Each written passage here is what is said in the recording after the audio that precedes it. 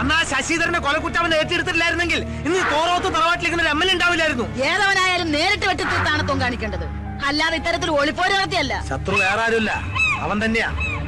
സ്വന്തം നാട്ടിൽ വെച്ച് ഹരിയന്റെ ഡോമത്തിയെ പോലും സ്പർശിക്കാൻ പറ്റില്ലെന്ന് ഭരതൻ അറിയാം. അതുകൊണ്ട് ആ തെണ്ടി തട്ടകം മാറ്റി ചവിട്ടിയതാ.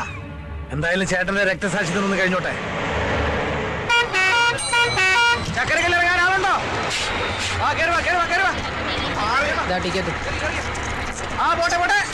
Hello hello, ticket. ഏത് വകുപ്പില്? ഓഹോ, ഡ്യൂട്ടിയിലിരിക്കുന്ന അനന്തം പോലീസിനോട് വകുപ്പ് ചോദിക്കാൻ മാത്രം ആളായോ താൻ? നാട്ടിൽ നിയമം നടപ്പാക്കാൻ 24 മണിക്കൂറും ഈ ഉടുപ്പും ഇട്ട് ഡ്യൂട്ടി നോക്കുന്ന ഉദ്യോഗസ്ഥനാ. വകുപ്പ് ഞാൻ പറയണോ? ഏത് വകുപ്പായാലും ശരി, യാത്ര ചെയ്യാൻ ടിക്കറ്റ് എടുക്കണം. ചേട്ടാ, തർക്കം വേണ്ട, ഈ ടിക്കറ്റ് ഞാൻ എടുത്തോളാം. വേണ്ട, അനന്തം പോലീസിന് ആളുടെ ഔദാര്യം ആവശ്യമില്ല. ഒരു നിയമപാലകന്റെ അവകാശമായത്. ഞാൻ ഇതിൽ തന്നെ യാത്ര ചെയ്യും. Veterinary doctor? അതെ. എവിടുന്ന്? നാട്ടിൽ നിന്ന് വരിക. സ്റ്റേഷനിൽ ഇറങ്ങിയപ്പോഴാ ഓട്ടോ സ്ട്രൈക്ക് ആണെന്ന് അറിഞ്ഞത്. ഇതല്ലേ വർഗം. ഒരു ഇന്റലിജൻസ് മെസ്സേജ് ഉണ്ട്. ഏതു നിമിഷവും അവൻ ഈ നാട്ടിലെത്തും. എനിക്ക് ബസ് സ്റ്റാൻഡ് ഒന്ന് സെർച്ച് ചെയ്യണം. അങ്ങോട്ട് പോവാ. Message. Hello, Anantham police speaking. എല്ലാ ബസ്സും അരിച്ചു പറക്കണം. പെർമിഷൻ ഇല്ലാതെ ഒരു ബസ്സും സ്റ്റാൻഡിൽ കയറാൻ അനുവദിക്കരുത്. ഓവർ. അതെ, വട്ട് കേസാ. അയാൾ തെരഞ്ഞെടുക്കുന്നത് സ്വന്തം മോനെ തന്നെയാ. അവൻ ജയിലിൽ നീ നാട്ടിലെത്തി കഴിഞ്ഞു. ആരാ? ഹരീന്ദ്രൻ. ഞാൻ എത്തിക്കൊണ്ടിരിക്കുകയാണ്. സുഹൃത്തുക്കളെ, വിദേശ ബീജത്തെ ഒറ്റപ്പെടുത്താൻ ഒരു കൈ സഹായിക്കുക, നാടിൽ കൊണ്ട് നാട് നന്നാക്കാൻ ഒരു കൈ സഹായിക്കുക എന്നീ മുദ്രാവാക്യങ്ങളുമായിട്ട് ഒച്ചിറ വേലി കഴിക്കുന്ന മൊബൈൽ നിരാഹാര സമരം പുതിയ വഴിത്തിരിവിലേക്ക്.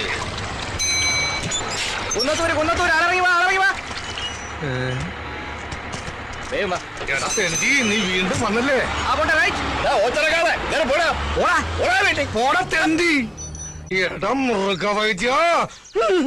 ഇപ്പൊ ഞാൻ പിടിച്ചിരിക്കുന്നത് അങ്ങ് കേന്ദ്രത്തില. ഒന്നുകിൽ നിനക്കൊരു ട്രാൻസ്ഫർ, അല്ലെങ്കിൽ നിന്റെ വീട്ടുകാർക്കൊരു ബോംബ് പൊട്ടിയ ഡെഡ് ബോഡി. ഏത് വേണമെന്ന് നിനക്ക് ഇപ്പൊ തീരുമാനിക്കാം.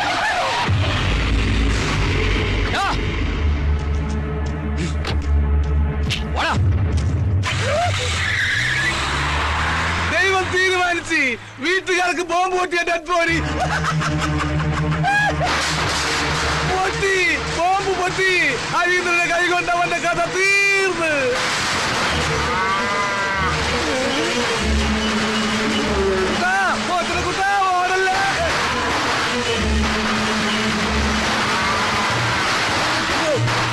ഓടല്ലേ?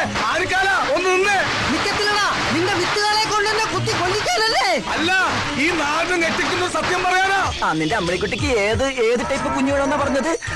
അമേരിക്ക, ചൈന, ജപ്പാൻ, പത്തനംതിട്ട, ഏതാ?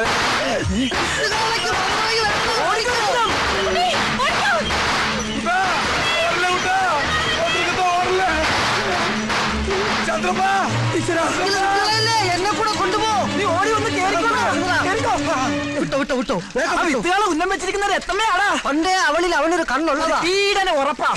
നീ എന്തിനാണ് എത്ര സ്പീഡാ പോകുന്നത്? കാല രത്നമ്മയുടെ പുറകെ പോയി. ബ്രേക്ക് ഞാൻ എപ്പോഴേ പിടിച്ചേനെ. അപ്പം ബ്രേക്ക് ഇല്ലേ? നിർത്ത്. ഇത്ര സ്പീഡിൽ എങ്ങോട്ടേക്കാ? ആ കരിങ്കണ്ണ വേലുവിന്റെ കാല ഇട്ട് ഓടിക്കുവാ. ആണോ? മാറി ബ്രേക്ക് ഇല്ല. വണ്ടി സ്റ്റാൻഡിൽ വെച്ച് സൈക്കിളോട്ട് പഠിക്കാനാ. അയ്യേ, സ്റ്റാൻഡിൽ ഇറക്കിയില്ലേ?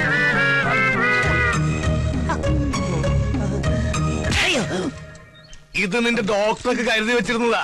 അവനത് വാങ്ങാനുള്ള യോഗം ഉണ്ടായിരുന്നില്ല. ആ ഹരീന്ദ്രന്റെ കൈ കൊണ്ടവൻ ചത്ത്. ഇതെന്തിനാ? ഇത് നിനക്കുള്ളതാ. എനിക്കിട്ട് പാര വെച്ചിട്ട് ആ മൃഗവൈദ്യന്റെ കൂടെ ചേർന്നതിന് ഇനി വൈദ്യനില്ലാത്ത ആശുപത്രിയില്ലേ തവിട്ട് ഡോക്ടർ ഞാൻ. ഓ, ഇവന് കിട്ടിയിട്ടില്ലേ? മതിയാ?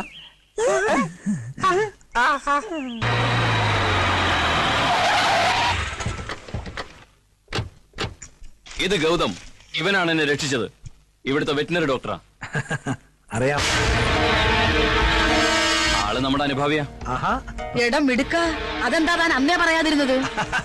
ബ്രഹ്മാവിന്റെ ആയുസ ഹരീന്ദ്രന്. അതുകൊണ്ടല്ലേ അന്യനാടായിട്ടും ശത്രുക്കളിൽ നിന്ന് രക്ഷ നേടാൻ നമ്മുടെ ഒരാള് തന്നെ തുണയായിട്ട് അവിടെ എത്തിയത്. ഞാൻ എന്ത് സഹായമാ ഇതിന് പ്രതിഫലമായിട്ട് നിനക്ക് ചെയ്യേണ്ടത്? ഇവിടുന്ന് ട്രിവാൻഡ്രത്തേക്ക് ഒരു ട്രാൻസ്ഫർ പറഞ്ഞോളൂ. ചെറിയ പ്ലീസ്.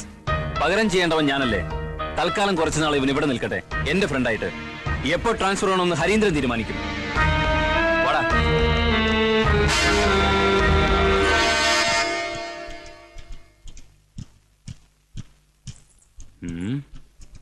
വാടി ഇവിടെ. ലുക്ക്, ഇതെന്റെ ഭൂമിക. ആരോമലാൾ, പ്രേയസി, കാമുകി എന്നൊക്കെ പറയും. പക്ഷേ ഹരീന്ദ്രൻ പറയും എന്റെ മണവാട്ടിയെന്ന്. കം, ഇത് ഡോക്ടർ ഗൗതം, എനിക്ക് റീബർത്ത് തന്നവൻ. ഒരുപക്ഷെ നിന്റെ പ്രാർത്ഥന കൊണ്ടാവാം. ചിലപ്പോ താൻ കരുതും എന്നെപ്പോലൊരു മുരടനെ ഈ സുന്ദരി പെണ്ണ എങ്ങനെ ഇഷ്ടപ്പെട്ടു. അതാണ് ഹരീന്ദ്രൻ, അതാണ് എന്റെ ഭൂമിക. ഞങ്ങളുടെ രണ്ടുപേരുടെയും മനസ്സിന്റെ നിറം ചുവപ്പാണ്, രക്തച്ചുവപ്പ്.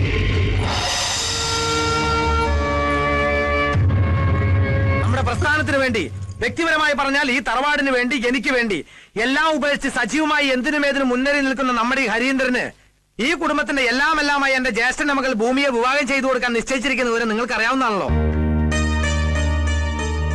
ചേട്ടന്റെ രക്തസാക്ഷി ദിനത്തിന്റെ അന്ന് നമ്മുടെ മുതിർന്ന നേതാവ് നമ്പ്യാർ സാറിന്റെ സാന്നിധ്യത്തിൽ രണ്ടുപേരുടെയും വിവാഹം നടക്കുന്നതാണ്.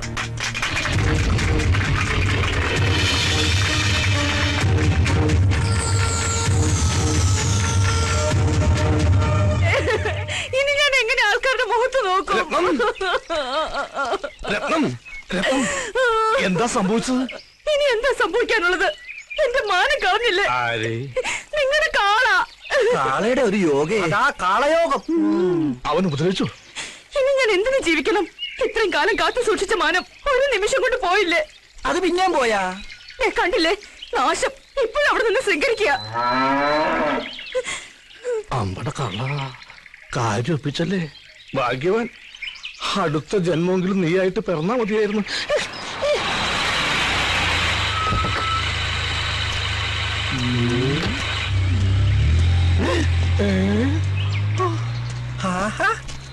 നീ ചത്തില്ല അല്ലേ?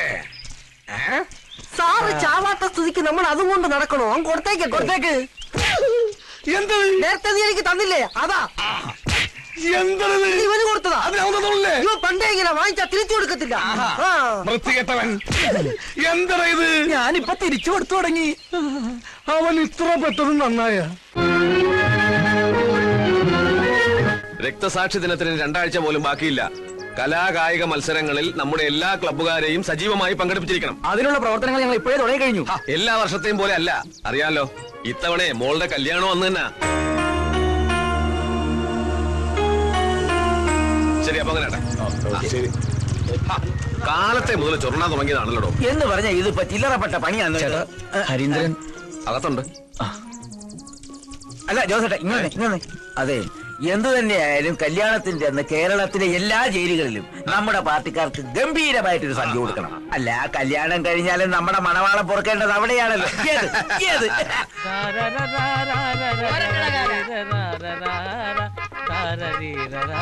പാട്.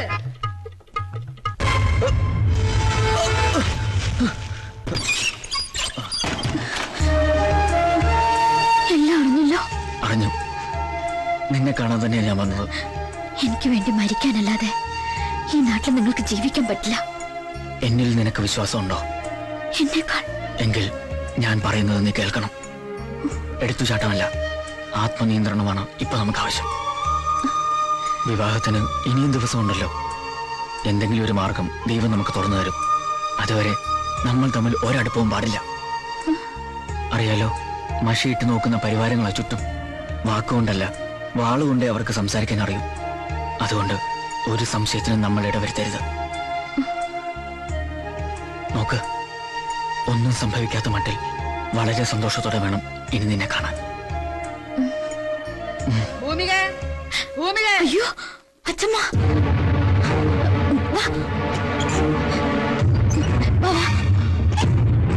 ഇതൊഴിപ്പിക്കോ.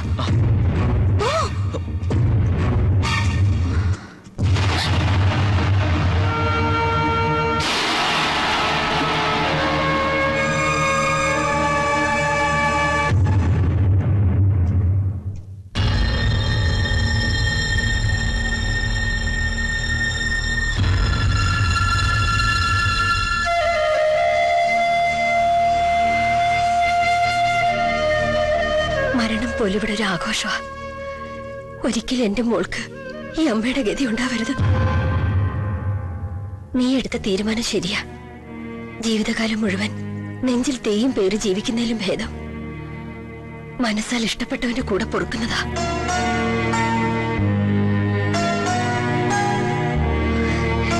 മതി. ഈ വീട്ടിൽ എന്റെ അമ്മയെങ്കിലും ഉണ്ടല്ലോ എന്നെ അറിയാനും അനുഗ്രഹിക്കാനും. എനിക്കത് മാത്രം മതി. വിപ്ലവത്തിൽ തന്റെ അത്രയും അറിവും അനുഭവം ഇല്ലെങ്കിലും താൻ വിശ്വസിക്കുന്ന അതേ പ്രസ്ഥാനത്തെ നെഞ്ചിൽ കൊണ്ടു നടക്കുന്നവൻ തന്നെയാ ഈ ഞാനും. സ്വന്തം കുടുംബ ബന്ധങ്ങൾ കണ്ടറിയുന്നവന് മാത്രമേ ഒരു നല്ല ജനനേതാവാകാൻ കഴിയൂ. ഏയ് വേണ്ട. ഇല്ല, കേൾക്കണം.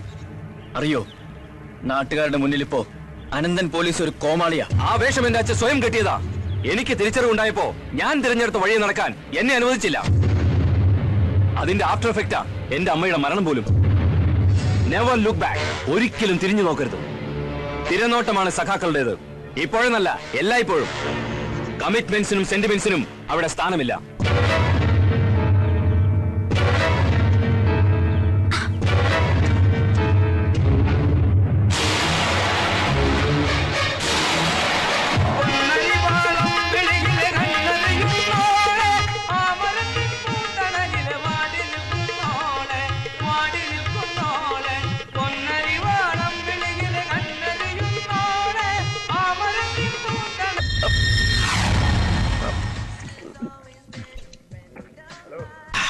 ഒരു 1.5 കോടി. കണ്ണൂര് പോകുമ്പോ മാഹി ചരക്കൂടി ഒന്ന് ടച്ച് ചെയ്താലേ മദ്യപാനം പൂർണ്ണമാകും. സാറേ, എത്ര നേരമാണ് ഞാൻ പുറത്തേക്കണ്? ഇത് എവിടെ നിന്ന് തുടങ്ങിയതാ? വല്ല നേർച്ച ഉണ്ടാ? ഉണ്ടടാ. എന്റെ മുണ്ടിരിഞ്ഞവനെ പാർട്ടിയിൽ ഫ്ലാറ്റാക്കി ഫ്ലാറ്റിലിരുത്തിയാൽ ഞാൻ തിരുവനന്തപുരം മുതൽ കണ്ണൂര് വരെയുള്ള 12 ബാറുകളിൽ പറയെടുത്ത് പോകാമെന്ന് പറശ്ശിനിക്കടവ് മുത്തപ്പനോട് ഞാൻ നേർന്നിട്ടുണ്ട്. ഇതിന്റെ ആളാ. നീ എണ്ണിക്കോ, എത്ര ബാറായി? 12 ഇനി അടിച്ചടിച്ച് ഈ പൈസ തീർക്കല്ലേ സാറേ? എനിക്ക് ഫുൾ ടാങ്ക് പെട്രോൾ അടിച്ച തിരുവനന്തപുരം വരെ എത്താനുള്ള. താൻ പേടിക്കണ്ടോ, തന്റെ കാശ് അവൻ സെറ്റിൽ ചെയ്തോ. ആര്? ആ സ്ഥലം MLA കോറത്തിൽ കഴിച്ചത് ഒറിജിനൽ ആണോ എന്നൊരു സംശയം. ശരീരം റിജക്ട് ചെയ്യും. ഞാൻ ഒരു 1.5 കളഞ്ഞിട്ട് വരാം. നീ ഒരു 1/2 ഒന്ന് പൊതിഞ്ഞെടുത്തു.